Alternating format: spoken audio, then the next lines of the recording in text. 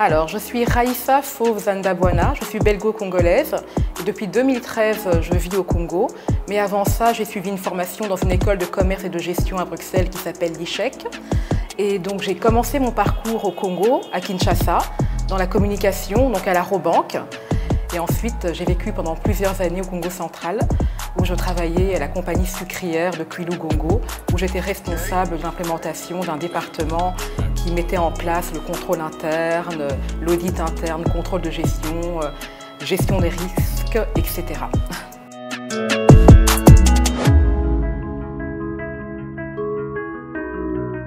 Alors, donc, juste après mon parcours à la compagnie sucrière de Kwilu-Gongo, j'ai d'abord fait de la consultance en freelance auprès de jeunes entrepreneurs ici à Kinshasa.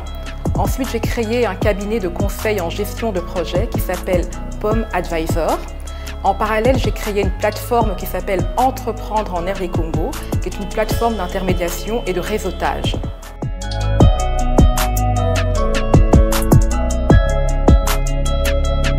Alors, ce qui m'inspire avant tout, c'est l'idée d'un Congo prospère. C'est l'idée d'un pays dans lequel tous les jeunes auraient la chance de pouvoir se développer leur potentiel. Et c'est pour ça que je crois fortement à l'entrepreneuriat des jeunes. Et c'est pour ça que je mets en place toutes ces activités qui sont justement là pour aider les jeunes à atteindre l'émergence.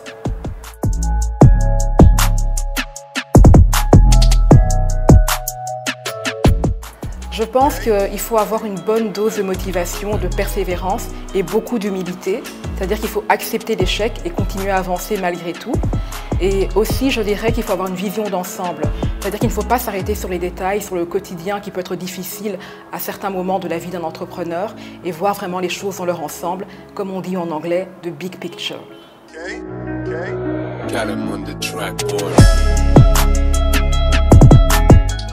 Je pense qu'avant tout, pour les motiver, il faut leur montrer des exemples de réussite et leur montrer comment est-ce qu'eux aussi ils peuvent réussir.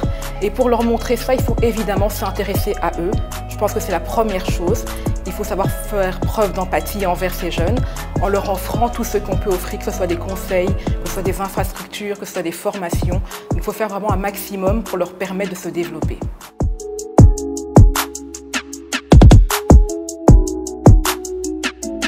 En ce qui me concerne, je n'ai pas vraiment une histoire précise à raconter. Je vais plutôt parler de l'ensemble de mon parcours d'entrepreneur, donc plutôt même de ce qui m'a motivé dans l'entrepreneuriat. C'est le fait de me dire qu'on a tous des compétences, des aptitudes, et c'est bien de pouvoir les mettre au service d'une entreprise. Je pense que c'est une très bonne chose parce que de toute façon, on a besoin de ressources humaines dans une entreprise. Mais si on sent qu'on peut faire la différence, en développant de nouveaux projets, en créant de nouvelles idées, je pense qu'il faut le faire.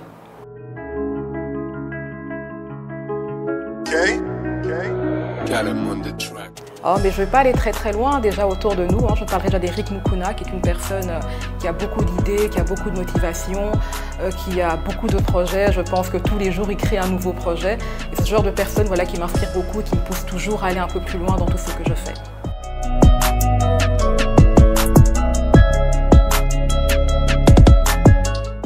Un dernier mot à tous ceux qui entreprennent déjà ou à tous ceux qui veulent entreprendre. N'oubliez pas que le chemin est difficile, mais la réussite est là.